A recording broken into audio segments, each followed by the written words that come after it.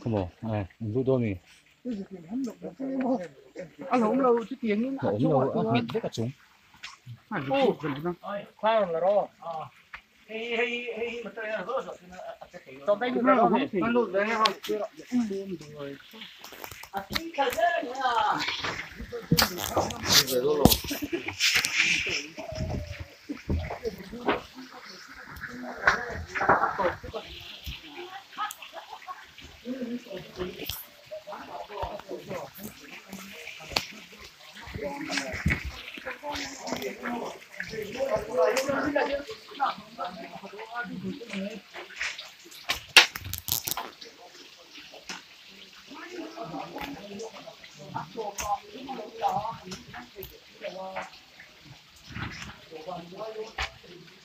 tôi đang làm thơ về những sạch này nuôi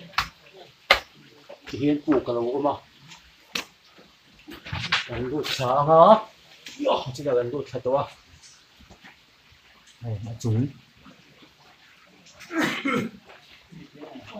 cẳng khung nó thì mới lâu lệ rồi mà mặc được cũng ra đi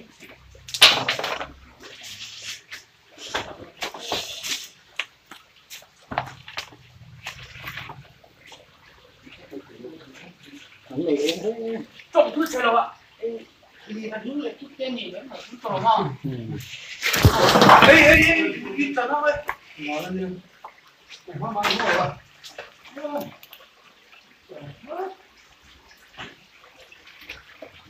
chắc là nó to như vậy cũng có lời nói của người mong cái rồi cái mà nó trộm xe cái này space không đâu nấu mồ nó space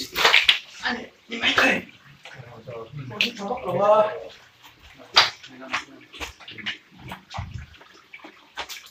cái là trăm sao thì tung mì đấy ông chưa lâu cũng có đây nó mua cuốn lên rồi cứ đầu con cuốn lâu cuốn lâu áp lực tôi đang làm thơ về những sạch này nuôi vẫn khur lại nọ thì hiện lâu có thấu về tổ tức thì năm nhỉ thì đấy rồi phải cuốn rồi mà sẽ thì đầu vào hay là mua đi rồi cũng khá rồi anh lâu tuy chỗ nó đấy chửi thế thì đó đấy là chúng nó mà xuyên thuốc xuyên lâu rồi hay cùng thì mua anh nhìn nào cái thì mua tôi nói là xin thì cái phải ta biết mua thì ở đây đâu được thì nó được ra thì để bắt thì có một cái này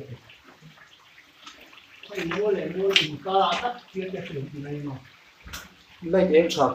kênh chi thì xin tục biết là sao đó nghe này cái nào bố biết là sao đó nghe nó được thế sao á anh nhớ hoa cái ô anh chụp đẹp ra con đi à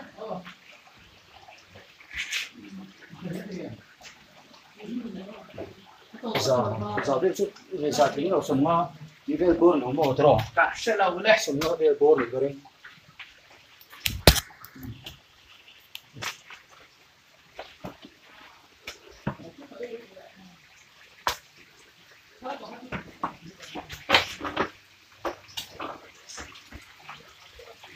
tụt cả đấy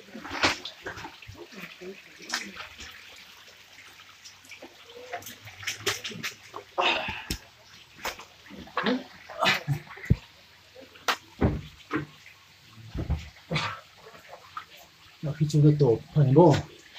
cái tổ phần thì cả vùng